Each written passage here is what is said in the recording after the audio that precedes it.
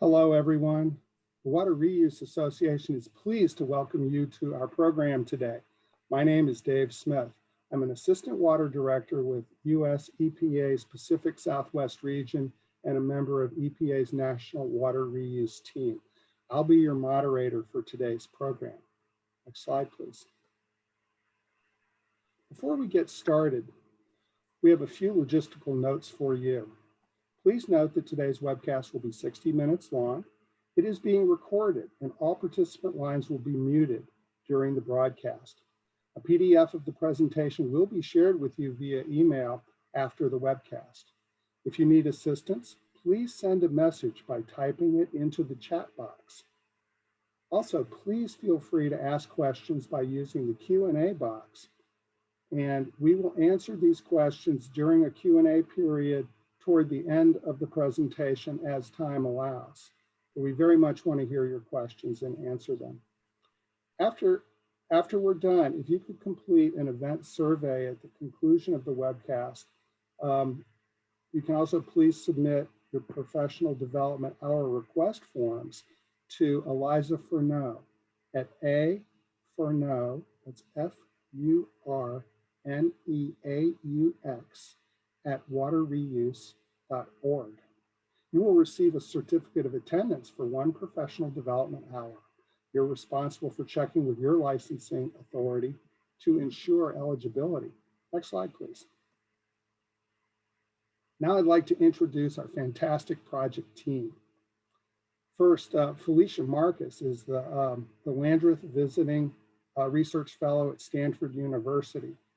Formerly, Felicia was Regional Administrator for the U.S. Environmental Protection Agency, Chair of the California State Water Resources Control Board, and perhaps most important for today, President of the Board of Public Works for the City of Los Angeles. She's also a member of the Water Policy Group. Eric Rosenblum is a water resource consultant. He's formerly Director of the South Bay Water Recycling Group, which was Silicon Valley's non-potable water reuse program, and Principal Operations Engineer for the San Jose Santa Clara Regional Wastewater Treatment Facility. Shannon Spurlock works for Ochotona Consulting. She's a food security expert and public policy advocate who was formerly Director of Public Affairs and Policy for the Denver Urban Gardens Organization, and was a real force behind Colorado's policy to permit irrigation of food crops with recycled water. Also on the team, but not present on today's webcast, is Dr. Robert Rauscher with Rauscher LLC. He's a well-renowned resource economist. He's most recently Director of Water Economics and Planning for Corona Engineering. He's the author of numerous studies and articles on capturing the value of recycled water. I'd also like to mention that the late Bahman Sheikh was a key instigator of this project effort, and his wisdom has greatly benefited our work. Next slide, please.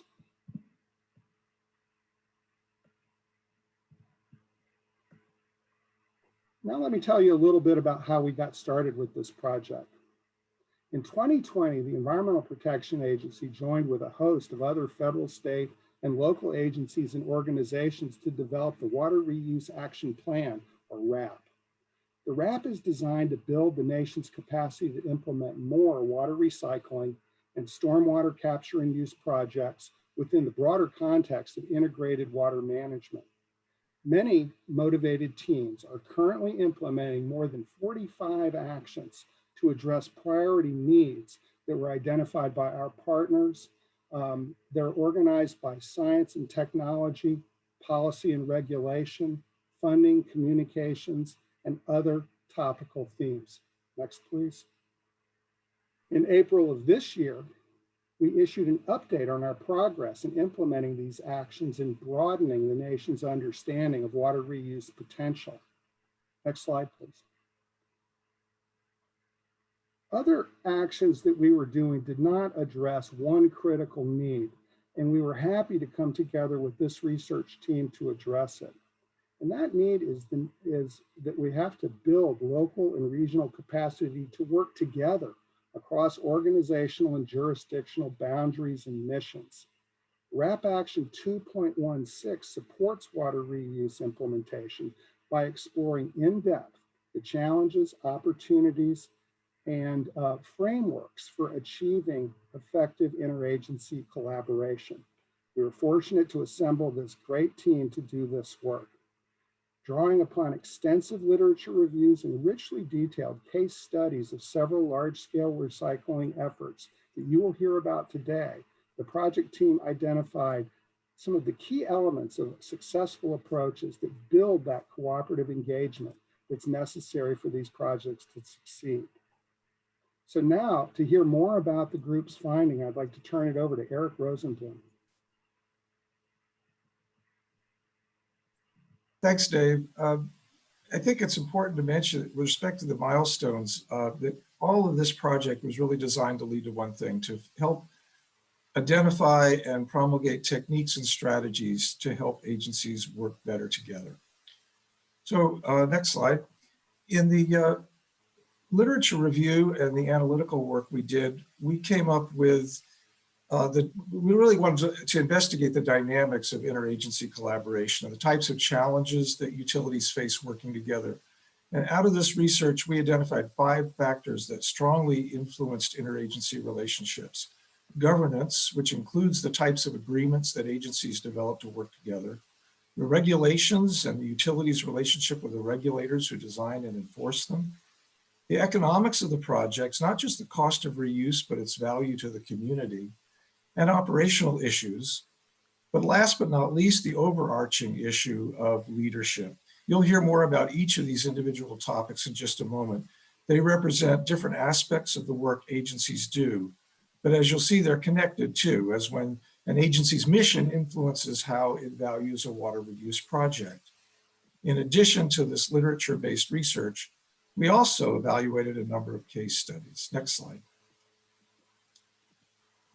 Out of a dozen projects we identified, we selected 4 major water reuse programs to look more closely at what they could tell us about how agencies come together to build recycled water projects.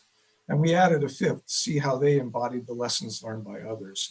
These projects were in different geographic regions, different climates, each had their own reasons for reusing water, but they had a surprising number of characteristics in common. So briefly, here's a description of each of the case studies from east to west. In Eastern Virginia, 1.7 million people reside in the Chesapeake Bay Tidewater, a coastal plain that gets over 40 inches of water of rain a year. There, the Hampton Roads Sanitation District, a regional wastewater authority, is implementing a 100 million gallon a day groundwater augmentation project that will reduce the discharge of nutrients and other pollutants into Chesapeake Bay. Their Sustainable Water Initiative for Tomorrow program, SWIFT, it includes advanced treatment of wastewater spread across 5 plants, and it's estimated to reduce the nutrient discharge by 90%, saving local communities over $1 billion compared to the cost of treating their individual stormwater discharges. Moving westward, the Dallas-Fort Worth Metroplex is home to 7.7 million people who draw their water from the Trinity River. They also discharge their wastewater into the Trinity River. So more than 60 years ago, the Trinity River Authority was created to reduce pollution to the river and maintain its quality. As a result, a strong working relationship among the multiple agencies now supports indirect potable reuse of over 1 million acre-feet per year of water rights tied to reclaimed water discharges in the region. The agencies also collaborate on multiple reuse projects, including a 100,000 acre-foot per year wetlands treatment project of the East Fork of the Trinity River, and a $2.3 billion 150-mile joint pipeline project that brings drinking water from 3 reservoirs to Dallas and Fort Worth. Out to southern Arizona, where 1 million people live in the Sonoran Desert around the Tucson area, which gets less than 10 inches of rain per year. They rely on groundwater and water imported from the Colorado River through the Central Arizona Project. For the past 50 years, Tucson Water and Pima County have worked together to supply up to 30 million gallons per day of recycled water for landscape irrigation and environmental enhancement, restoring the flows to the historic Santa Cruz River. Finally, On the coast of California in Monterey County, where farmers and municipal water users compete for an average of 14 inches of rain per year, Monterey One Water's Castroville Seawater Intrusion Project provides recycled water for irrigation of 12,000 acres of prime agricultural land, while their Pure Water Monterey groundwater injection projects adds 3,500 acre-foot per year to the municipal supply, soon to expand to over 5,000 acre-feet per year. There's more detailed information about this in the final report, but in the meantime, you can learn more about these case studies by watching the panel discussion that was presented at this year's Water Reuse Symposium. I believe there's some information on how to do that in the chat. Now, in addition to these ongoing projects, we looked at how the largest Southern California agencies are working together to provide resilient recycled water supplies for the millions of people who live there. Felicia, could you tell us a little about them? Yeah, sure, Eric. All of these are inspiring, and as you know, there are great examples in Florida, the Northwest, all over the country. But with EPA support, we added a kind of a coda to where the direction is going because of the sheer scale and scope and complexity of what's planned now in Southern California. So it's a hopeful coda that builds on the success and the themes of all of these. And there are three very interrelated projects. Quickly, the Water Replenishment District of Southern California had a Water Independence Now project to try and free an area of folks dependent on groundwater, serving 4 million people, from reliance on imported sources. It was a 15-year program and they've completed it. But in the course of that program, they also realized that if they negotiated different rules for their overlying groundwater basin, which they were charged with replenishing with all the other overlying pumpers, they could free up 450 million acre feet of space that other people could use, including Los Angeles. And that led to unlocking the capacity of the city of Los Angeles to go for 100% recycling of its Hyperion wastewater treatment plant, which will be 170 million gallons a day project, which will yield greater water independence for LA in a great partnership between LADWP and LA Sanitation. That wouldn't have been possible quite as early without the Water Replenishment District's work. And then on top of that, the Metropolitan Water District of Southern California, working with the LA County Sanitation District, has a program for 150 million gallons a day of treated water. Both the LA and the Met projects will be groundwater replenishment at first, but eventually leading up to direct potable reuse. And all three programs will intersect with each other at the end of the project. So altogether, if you add that to Orange County Water District, you'll have nearly 500 million acre feet of recycled water in the basin, leading to much greater water independence. Great. Thank you for highlighting that, Felicia. And I also want to say, before we move on, I want to take a moment and draw our attendees' attention to the fact that regardless of geography, each of these projects shares many things in common that has made them successful. One thing that comes to mind is that we conducted hundreds of hours of interviews, and participants said over and over again how important it was for them to be able to try to understand the perspective of their peers, of their partners, to be able to see a situation, a challenge, or an opportunity from multiple sides. It is even worth noting here that even though these case studies are based in the United States, we also heard these same issues from our partners across the globe, as we discovered during our discussion at a recent UNESCO event. So with that, I will hand it back over to Eric. Thanks, Shannon. So let's get on to some of the specific factors that we looked at, beginning with governance. And this is not just the way that the agencies create agreements between themselves, but really how they are structured in the first place. One of the key things that we discovered is that it's important to remember that agencies were created to solve problems, that they were developed at a specific time and place to solve specific issues related to water. They're generally successful, but things change, and sooner or later, new problems emerged that challenge the scope of their organizations. They either adapt to meet these challenges, or new agencies are created to deal with them. this adaptation isn't always easy, but it is inevitable. And what I think that points to is that the problem, the challenges of a specific environment with respect to water evolve more quickly than the agencies do. This is part of what has led to a proliferation of agencies around the country. In California alone, there are over 3,000 separate water and wastewater agencies. And so this is one of the challenges.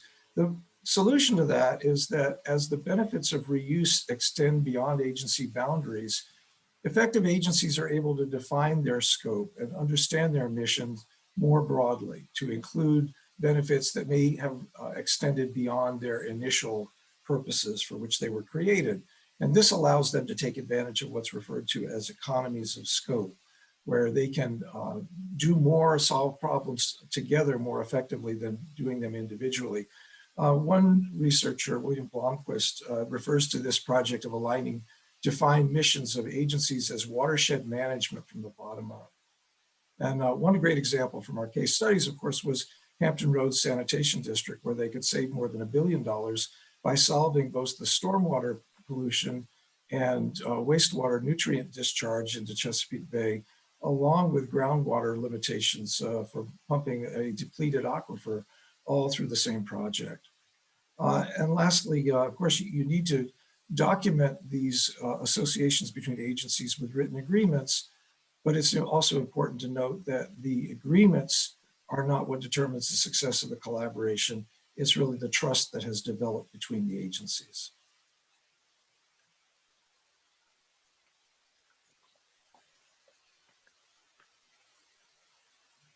Felicia, would you want to talk Right, about the next slide. regulatory observations? Thank you. Happy to. Next slide. Hi, all.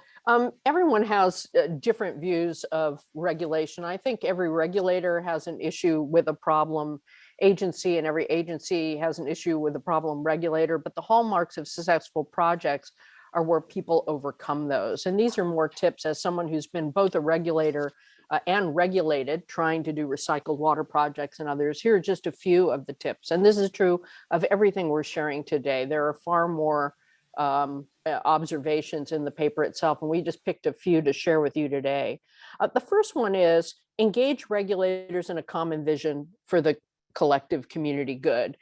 As I don't see as dragons to be slain or as demons to be hid from, but as potential partners. It's always worth a try. And in the most successful projects, the project proponents were very proactive in engaging with the regulators. And Hampton Roads, again, is a fabulous example of that, where they reached out to all of the regulators, and they even had the legislature create an oversight body of regulators that even included regulators that didn't regulate them, from the drinking water protection program in the Virginia Department of Public Health, because they knew having their buy-in and their agreement would be helpful in convincing the public. They definitely loop people into that common vision. Same was true in Monterey and their Pure Water project, where they looped us in at the State Water Board to trying to help them achieve some water independence in the Monterey area, and certainly in Los Angeles as well. And in keeping with that, sometimes I will acknowledge, sometimes this takes some work, and other times you just have to ask. And when it takes some work, ask more than once, or go to somebody else in the regulatory agency. Engage early and often with regulators, but also with the regulations. It's really important to map out the greater field of vision of what it is you're going to have to do. Every state is different, every locality is different. Water rights, for example, are completely different, and a lot of times wastewater people aren't familiar with those. Drinking water people aren't familiar with the discharge requirements that wastewater treatment systems have to deal with. It's important to map it all out so that you can decide how to share responsibility and be aware at the beginning, but it also allows you to take the long view. And again, here, Hampton Roads, in thinking about where the regulations were going for their wastewater treatment, realized that by going to full drinking water, they could actually help solve the multiple problems that were referenced in terms of stormwater pollution, and in terms of nutrient removal, and in terms of groundwater recharge. So map that all out, work with each other, split it up, but take that bigger picture view and then formally and informally meet with the regulators, both as a group, but also individually. And there are all kinds of great examples there. And the other thing is some agencies do a very good job of engaging and even helping shape the regulations. In this case, water reuse in California, water reuse and a bunch of agencies got together to actually get legislation passed that gave the state water board the direction to set a variety of indirect potable, groundwater recharge, reservoir augmentation, and eventually direct potable. And those requirements were very good for the state board to give a deadline to move towards, to have expert panels to do focused stakeholder engagement, and then eventually to set standards that people could aim at in the long term, rather than being subject to the vagaries of an individual permit writer or a series of permit writers. And that's what unlocked some of the dreaming on the big LA projects, is the ability to really deal with not just groundwater replenishment, but taking it to reservoir augmentation and direct potable reuse. So really great work on the part of water reuse and a lot of agencies. And some obviously also do it individually, whether it's Orange County coming in to get us to be able to pass rules on use of bottled water, San Diego working with us very closely on reservoir augmentation rules, where I think because of their engagement, the staff moved much closer to what they wanted, and Metropolitan now being particularly involved with direct potable reuse. So get in there and you can shape the regulations that will affect your future. Yeah. And Felicia, I think this is also a great opportunity to highlight Texas and their role in regulation and Senate Bill 1. So when we look to Texas, Senate Bill 1 is an excellent example of how regulations can help create cohesion between agencies. Senate Bill 1 instigated the requirement to allocate wastewater discharge as water supplies and to create regional water plans. These regulations also helped agencies develop a more regional perspective. So that is definitely another great way that regulators have added to the cohesion. And with that, we'll move on to economics. Okay, thanks, Shannon. For those of you who don't know him, Dr. Bob Rauscher is a resource economist who takes a big picture view of the value of recycled water. And he's also known to be, and widely regarded, click please, as outstanding in his field. One of the things that Bob has really made a point of pointing out is the confusion of long-term economic benefits versus short-term financial costs. And we noted throughout that the critics of reuse often challenge those projects based on the cost. Basically, the cost of water is higher. Compared to the current price of water, recycled water is always higher. And that raises the subsequent issue of who pays, how much, and for what. But this really confuses or obscures the tremendous benefits of water reuse, and it focuses on kind of the wrong questions.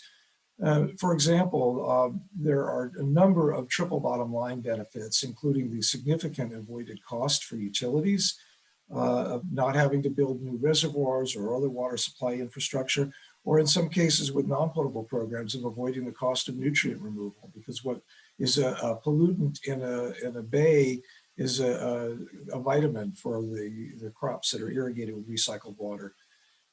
They also obscure that there is an increased regional water supply reliability and resilience that allows for all kinds of uses of water, including environmental enhancement when recycled water is used, which can result in increased support from the community and other grants. This is actually one of the issues that Bob focused on. Next click, please.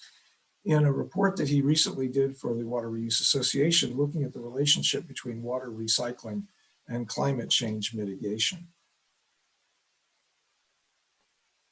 And this issue of resilience is one that has been of particular interest in a lot of areas, including in the Los Angeles area, I believe. Is that right, Felicia? That's right. In Los Angeles, the city of LA has contracted with UCLA to actually do an economic study to try and calculate the economic value of resilience in a community. And this is true of Metropolitan, everyone else that's heavily dependent on imported water, which is going to shrink due to climate change and is vulnerable to earthquake and all other kinds of disruption, but they're going to try and put a price on it. Well, and then I will go ahead and also chime in here. I'd love to highlight a couple things here. Bob's work really has highlighted that only by collaborating can you really unlock these advantages. So 2 examples of that. One is going to be with the city of Tucson and Pima County in Arizona. In the early 1970s, both were competing for Clean Water Act funding. They were informed that only one would receive the funding. Thus, they decided to partner, extend the benefits to the region, and that started a decades-long collaboration. Another example around environmental support and enhancement, we can look to the North Texas Municipal Water District.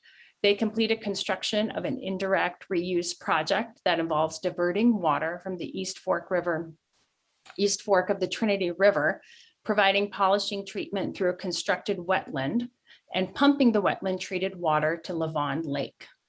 This project, which includes approximately 1,800 acres of wetlands, that provides further polishing of the reclaimed water and augments the district's water supply. So you can see that again, that collaboration is allowing multi-benefits to unlock when things are scaled to a regional perspective. That's a good point, Shannon. It doesn't really overshadow the need of agencies, however, to determine the costs and to allocate costs between them. Next slide, please. The way that we have understood the strategies that can help work through these issues of who pays and how much is really to recognize that while these financial and economic views can conflict, it's really important to communicate clearly all the benefits of recycled water to the utilities, as well as the environment and business communities, because these projects often have to be subsidized, again, because the cost of recycled water is often greater than the current cost of water, so it has to be compared to the cost of new supply options. And by clearly identifying these benefits, you can come up with formulas that allocate the benefits to the different agencies involved on a beneficiary pays approach.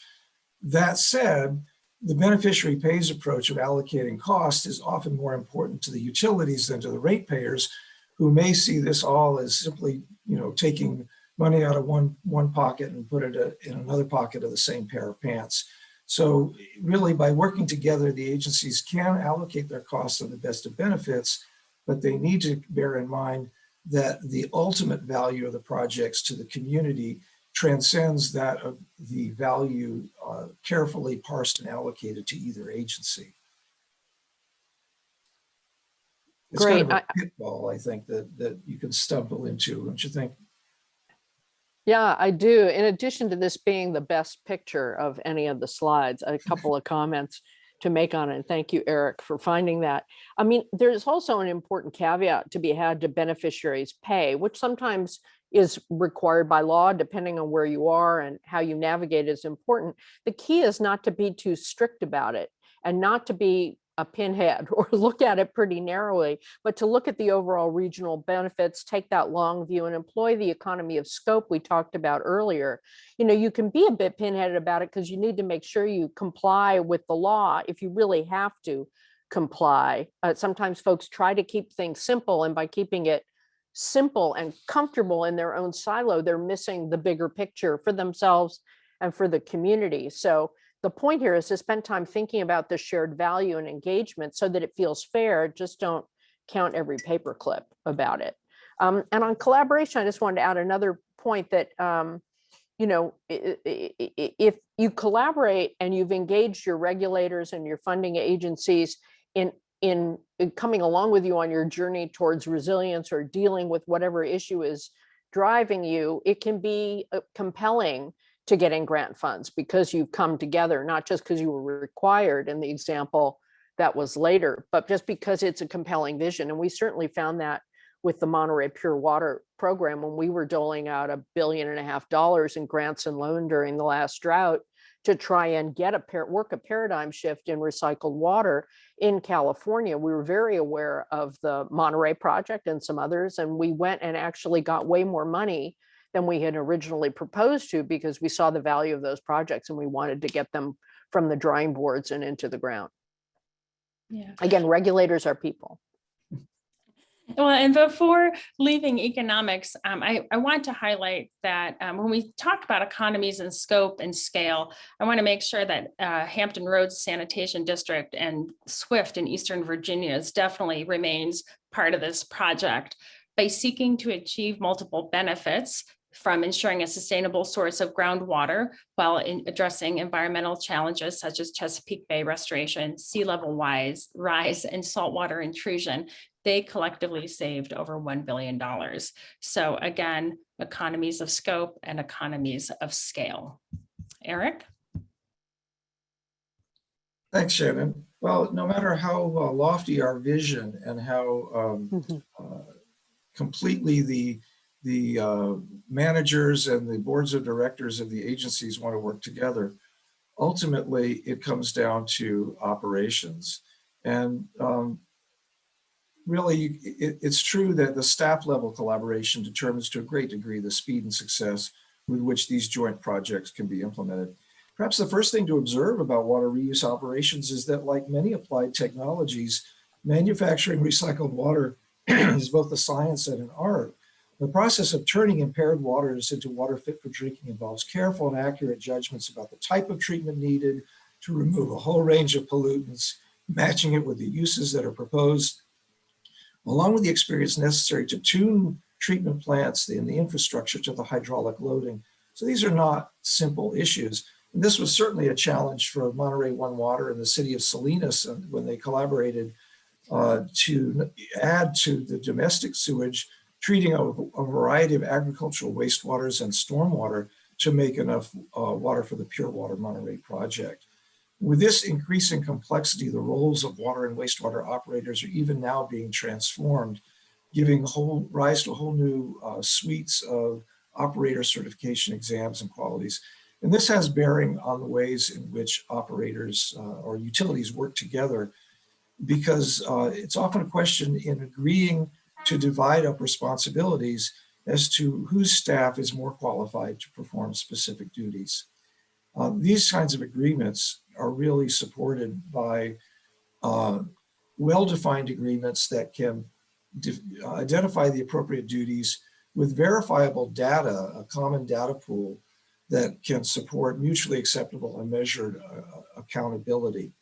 So again, thinking about Pima County and the city of Tucson, they divided up water and wastewater responsibilities 50 years ago, but these responsibilities have modified with the new technologies over the years as they've moved from secondary to advanced treatment. They've had to continue to adapt and evolve their working relationships. Lastly, it's probably worth pointing out that the pilot projects offer an opportunity for joint learning. Again, thinking of Monterey, when they first started moving the agricultural wastewater over to the Monterey One Water plant from the city of Salinas, they piloted that diversion project with joint staffs working together, communicating on who was turning the valve and when, and how the flow was going on a smaller scale. And this allowed the staff from both agencies to learn together, problem solve, and help build trust between the partner agencies. Click, please. And then another thing that all the agencies had in common, it's really important to develop informal relationships as well. And all the successful projects had, they went out to lunch. They had after hours meetings. Virtually all these programs developed relationships outside of their specific 9-to-5 working relationships to support their collaboration. Yes, Eric, that is certainly true. And I know in North Texas, we saw the leaders in the project, they chose a new restaurant every month that they would go to for lunch. So there are a lot of fun ways that leadership is developed both formally and informally. So let's go ahead and move to the next slide, and we'll really hone in on the leadership aspect here. So when we think about leaders, effective leaders are visionaries, and they're planning for permanent whitewater. Well, what is a permanent whitewater? It's a term coined in the early 90s, and it essentially describes a constant state of change. It's an environment where one must do their best to plan for the unknown. And it is an especially apt term when considering the planning needed to ensure a water resilient and secure future. Within the context of the case studies that we researched for Action 2.16, those who clearly demonstrated leadership were actively willing to expand beyond the confines of their current geography. So really to move from local to regional. They were able to envision and capitalize on regional opportunities. And as was mentioned earlier, they were clearly able to see the benefits when they looked at economies of scope and scale and understanding the long-term value of developing multi-beneficial projects. So when we look at the culture of leadership, for example, I think, I'm going to go back and I'd love to highlight some of the work done, collaborative work done to form the SWIFT project in Eastern Virginia. The goals of SWIFT are to ensure a sustainable source of groundwater while addressing environmental challenges such as the Chesapeake Bay restoration, sea level rise, and saltwater intrusion. The program leaders at Hampton Roads Sanitation District, the Virginia Department of Health, and the Virginia Department of Environmental Quality all work together to create a common language with agreed upon definitions, as well as supporting the creation of oversight committees that added overall credibility and enhanced the buy-in for this innovative project. When we look at shared accountability, we can highlight some of the work done in Arizona with the city of Tucson and Pima County. Both of these entities acknowledge that water scarcity is a significant issue and that the region cannot import their way out of this issue. In 2010, through an intergovernmental agreement, both agencies agreed to set aside 10,000 acre feet a year for environmental restoration. This not only benefited the Santa Cruz River, but all rivers are considered recharge projects. And through this agreement, the state of Arizona gives them recharge credits. And then finally, when we're going to look at embracing a common vision, I think we can also look to North Texas again. The North Texas agencies cooperated to clean up their discharges into the Trinity River, which led to their collective commitment to share return flows, which in turn set the stage for joint construction projects, including the North Texas Integrated Pipeline Project. So Felicia, do you have anything you want to share when it comes to leadership? Well, sorry. Yeah. No, just a few things. I think, this is true of every successful project, but what struck me most was the last point you made, which is that the leaders need to be able to have the vision to see that bigger picture and to enlist others in other agencies, in the regulatory agencies, within their agencies. And they developed a let's do this because we can and because the community needs it, that inspired people in the outside and people on the inside of the organization. It was definitely my experience in LA 30 years ago, but it's indicative of successful projects. I mean, if I were going to point to just a few in the LA area, I'd point to Rob Whitaker. I mean, we all know, because it's been so heralded, Ted Hennefin's amazing work in bringing people together and heralding others. Rob Whitaker was the one who envisioned what they could do, both to be water independent with the water replenishment district, but then to do the really heavy lifting of negotiating storage in that basin to unlock potential for other agencies and to enlist Met and LA City in being able to realize their dreams. Metropolitan, which has long been the imported water people, with people insisting that's what they did, was able to create a sea change. And that was done by group and a number of people without one mother or father, to realize that they could be the resilience providers and being able to do a bigger scale project than any of their member agencies can do along. That is a huge sea change for that agency, where they had to enlist people on their board and they had to enlist people on the outside and inside to make that change happen. And Southern California will be the better for that. And it all builds on the original vision that Orange County Water District and Orange County Sanitation District had when those guys decades ago realized they could be better together. I think it's worth mentioning here that this is not easy stuff. I mean, as an operations manager, running a treatment plant, running a water facility, these are not trivial jobs. They require a lot of time and attention on a lot of details. And so to say, in addition to your regular responsibilities, why don't you think about what else you could do to help build water resilience for your community 20 years from now? Yes, that is the key. That is the function of the leader that allows these projects to move forward. But it does present a real challenge because you have to keep your day-to-day responsibilities up to par and look at these things more broadly. So just want to point out, it's not easy, but it is the way that these projects emerge. Well, I think that concludes the main part of our presentation, and we wanted to allow plenty of time to entertain questions from you, our participants. And I have a few questions that the presentation has kind of sparked in me. Before we get to those, I want to address a couple of comments and questions that have already come in. First, a couple of folks were asking about that UCLA report about the potential benefits of developing more resilient water systems. And Scott Rogers was kind enough to provide a link to some information about that study, which I put into the chat box. Thank you, Scott.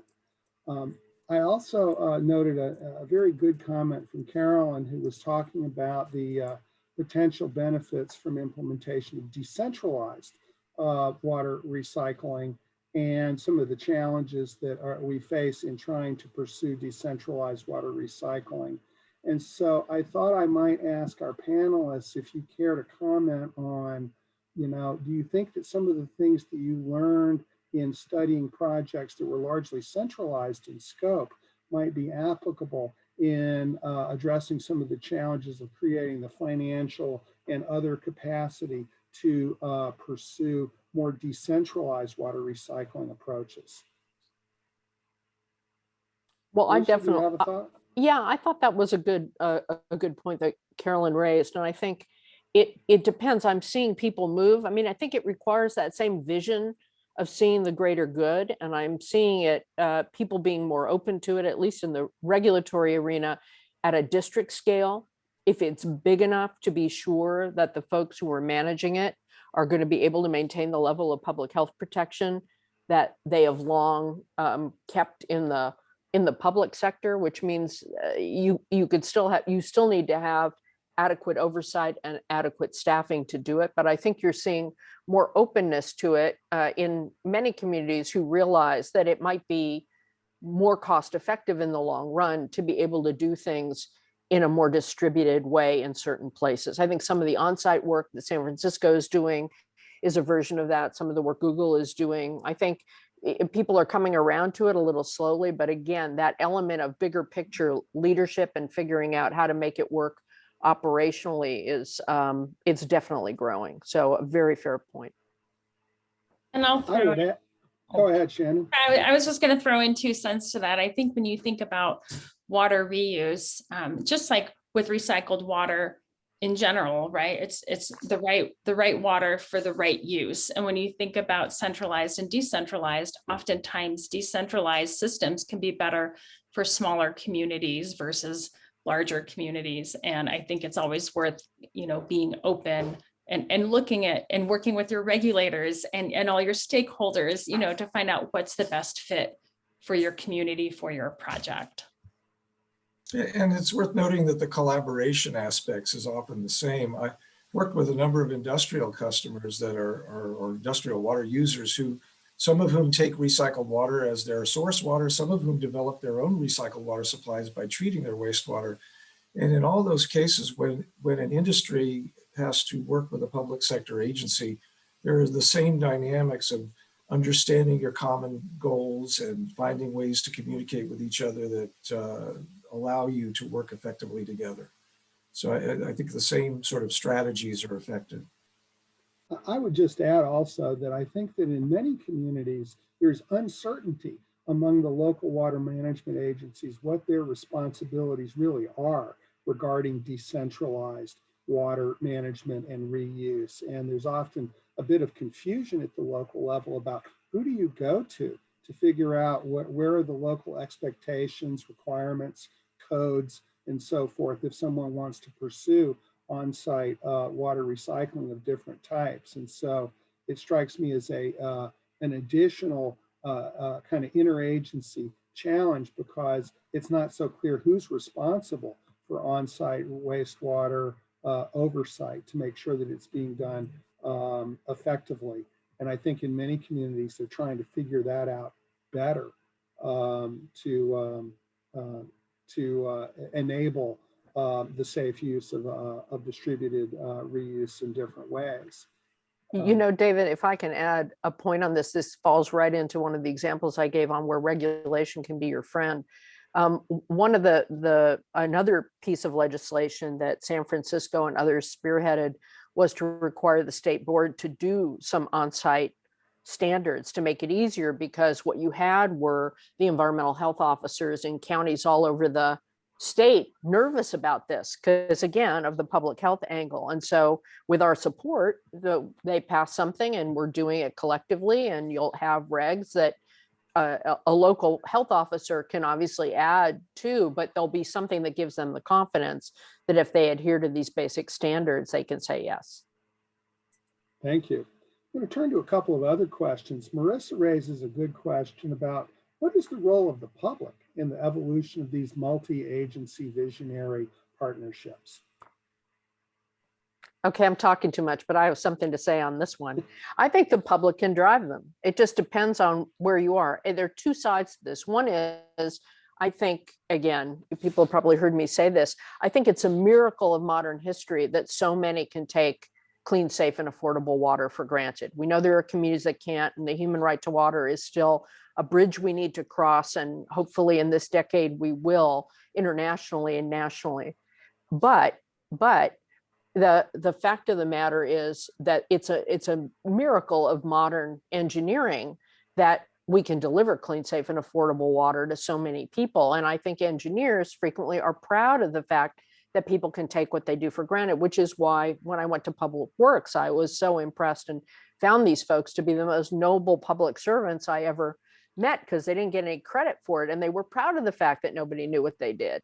We have to change that. We need to engage the public in order to get them to both appreciate it, but to understand how to pay for it in order to get to resilience or all the other drivers that we're dealing with in modern times. And so I do think engaging the public is important. I also think there are cases where the public has driven this. If you look at just LA City, it's because of Heal the Bay and other community groups that the city did such a good job of cleaning up its wastewater that it's now possible to go to 100% recycling. And that's something that the environmental community pushed very hard, and Mayor Garcetti listened to and was able to say yes when WRD made it more viable sooner than it would have been otherwise. So I do think the public has an enormous role to play, both in understanding what's going on, but in some cases politically driving towards the future. So I think that's absolutely true.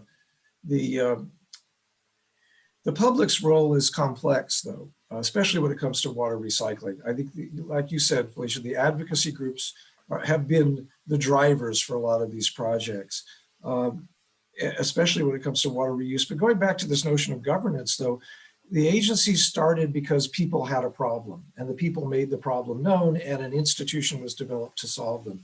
In our research, we actually ran across a very prescient law review article from the 50s when special districts were just getting started in many parts of California. And they observed that we've gone from water reclamation, or from land reclamation districts to irrigation districts, now to special water districts, and hypothesized that in the future, we're going to need ways for all these different districts to work together as the problems begin to coalesce. So we understand our water systems now, that they're related, and you can't solve network problems with linear solutions. So we're sort of primed to see things together as networks, but the agencies are still more or less defined by their specific problems. So the public certainly has a role in helping to bring these things together, to bring to bear the advantages, getting back to, multiple pockets in one pair of pants. They can say, as long as the overall cost to our community is less, we don't care if our water rates go up here, but the wastewater rates go up less than they would, or vice versa, as with Hampton Roads. But I think the other part of the issue, though, is when it comes to reuse, there's the potential for a lot of fear tactics to drive the public away from reuse, the yuck factor. So it's kind of a two-edged sword. I think that what's really clear, though, is that utilities can no longer hide in, when I started working in the field, it was sort of out of sight, out of mind. If they know about your utility, you were doing something wrong. Utilities are public agencies, and they're very much important that the public knows what they do and the value that they add. And I would add to that, Eric, I think we've seen, and I'm particularly aware of what the SWIFT project has done to really take extra care to reach out to the public and involve the public in their process, to develop specific roles for public engagement in the design of these projects, to ensure that public concerns are vetted very early, and to do the things that are necessary to build trust in reuse and support for reuse. Because without that public support, it's often very difficult to persuade key decision makers and funders to be willing to support them.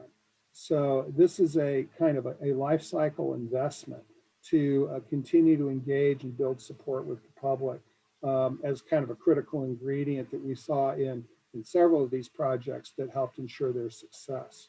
Shannon? Yeah, I'll just add one final point. And actually, Dave, that was so well stated and speaks to a lot of my experience with agricultural agriculture and reuse.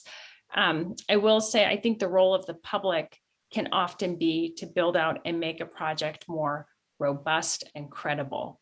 And I'll add one more example from a case study, and I'll ask my teammates to chime in if they want to build on it. But I do believe, for example, Hampton Roads paid for a position at the Virginia Department of Health, who the Department of Health did not regulate Hampton Roads Sanitation District, but because of the public health concerns, early and often, paid for a position that had that built in and built up public trust around the public health aspect of recycled water and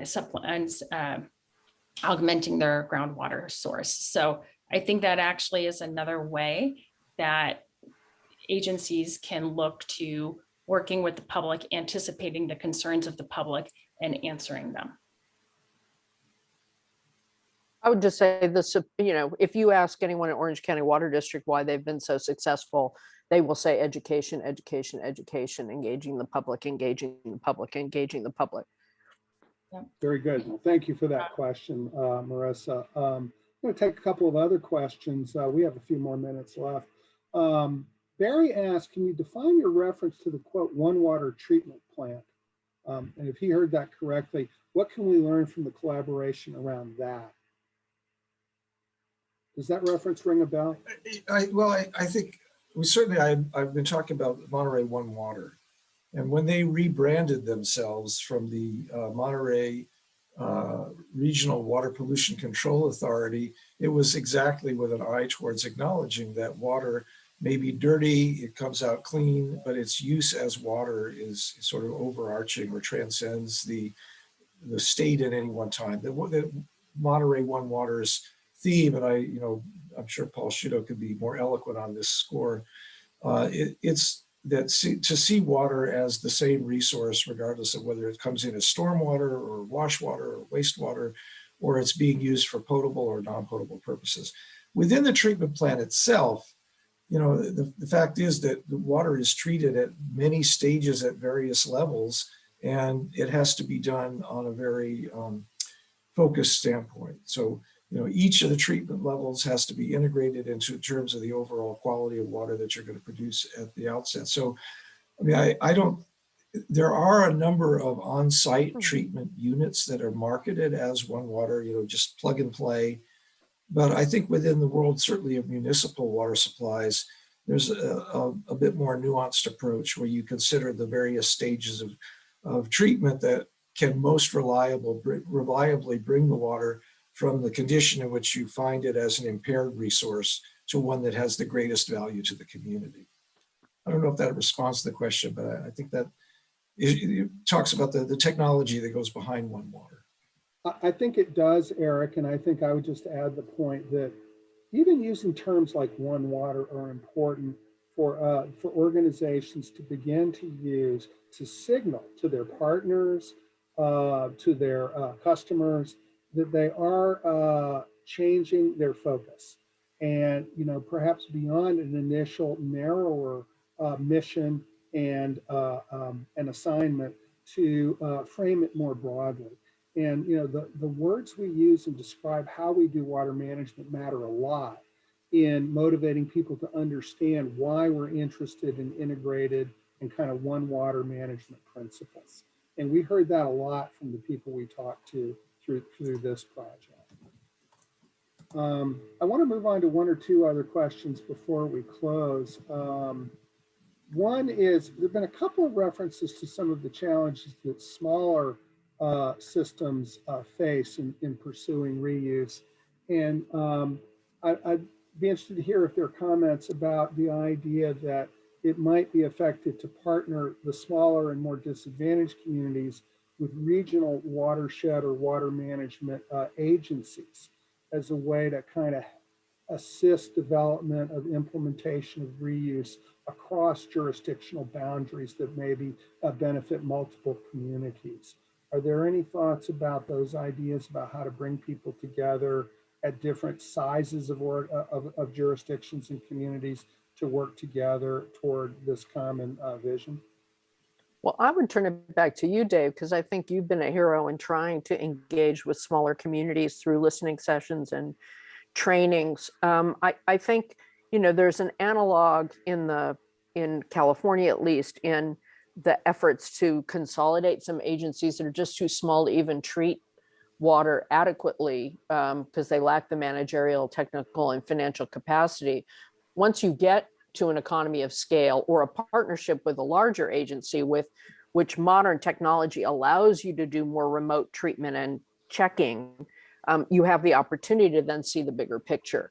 So I think there's some opportunities there. It's just not, it's a question of size and scale and opportunity. In particular, I think about Del Puerto Water District, Anthea Hansen, and the great work they've been doing using basically two fairly good sized irrigation districts, Turlock and Modesto, but using it to treat wastewater for agricultural use, which is a little bit simpler, which also answers, I think, some of the lower tech.